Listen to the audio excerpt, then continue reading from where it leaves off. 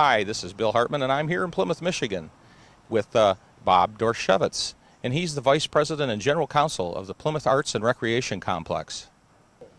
Hi, I'm Bob Dorshevitz, and I'm one of the directors at Parc. Parc was born of a vision 3 years ago after the school district announced the closure of this school built in 1917. Inside it is 180,000 square feet of classroom space, and behind it are a number of athletic fields still in use by many city and township families. Parc is unlike anything that has ever been done before. Parc it's unique. No other place is like it, because it's not a rec center like other cities have built, but rather it's a focal point in the heart of our community, which brings together theater, the arts, and recreation in an entirely new way, and in a way that is financially self-sustaining.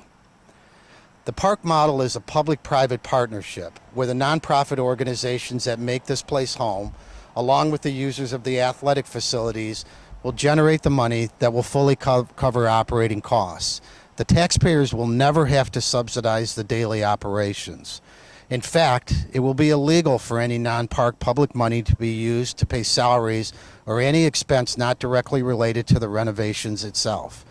Public money would be used only for renovations.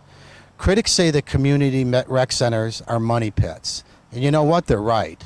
And that's because the community centers that government builds are upside down in their finances from day one.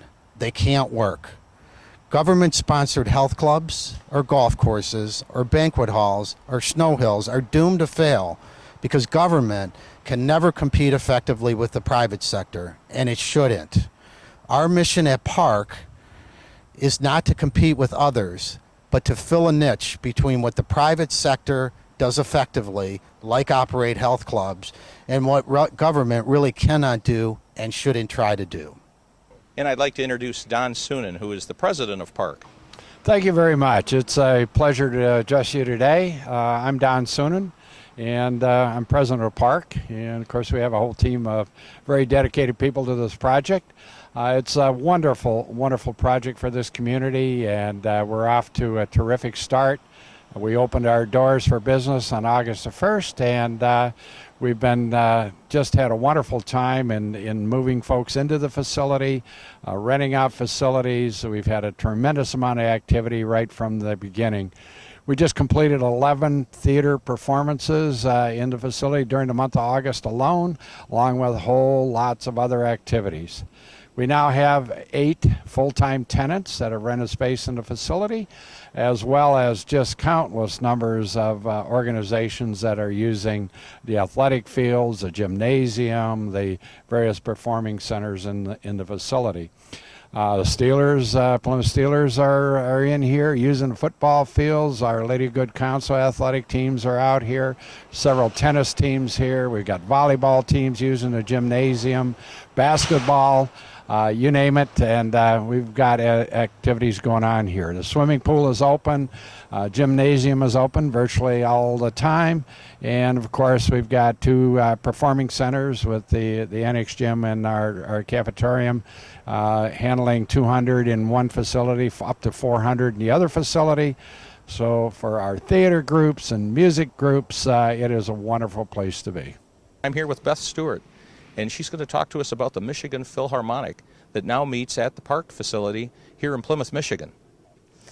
Hi, thank you for having us on today. I'm Beth Stewart, Executive Director of the Michigan Philharmonic, and we were one of the first groups to come into the Parc, the Plymouth Arts and Recreation Complex, and we are renting in here for our offices and our rehearsal space.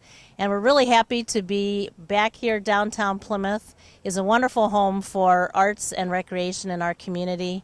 For us, it's a great place to be. We're close to all the other cultural organizations downtown, City Hall, library, the museum. We're close to the restaurants and businesses.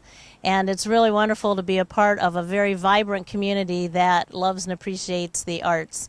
And we thank Don and Bob, who you've interviewed already, and Mark Malcolm for stepping up and creating this wonderful facility for not only the Michigan Philharmonic, but lots of other arts and recreation groups to be a part of. And I hope that we have a hugely successful organization and we build this and become a very vibrant part of the downtown Plymouth community.